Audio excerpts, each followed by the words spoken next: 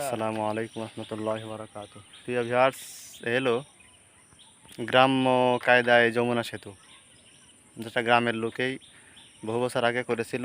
বর্তমান অবস্থা যমুনা সেতুটার খুব নাজেহাল। যখন নতুন করবে তার নাম দেওয়া হবে পদ্মা সেতু। এখন যমুনা সেতু হিসাবে আছে। আমাদের সাথে আছেন আমাদের এলাকার সুনামধন্য ভাই মোহাম্মদ ওবায়দুল ভাই। পিছনে আছেন আমাদের আরেক ভাই মোহাম্মদ ইমন হোসেন। ওই যে স্যার, দুজনই স্যার আপনাদের দোয়ায়। এ হলো কচুরি নিচে, আর এই পাশে হলো আমাদের পানি হওয়ার কারণে ওই খাল, তাই তো? খাল খাল। যাই হোক, মাঝে মধ্যে ঘোরাফেরা করার কারণে মন ফ্রেশ হয়। যদি কেউ দলাদলির কারণে, সাংসারিক কোনো সমস্যার কারণে টেনশনে থাকেন, অথবা কোনো ঝামেলার কারণে নানান টেনশনে মানসিকভাবে চাপে থাকেন, মাঝে মধ্যে ঘুরতে বের হবেন।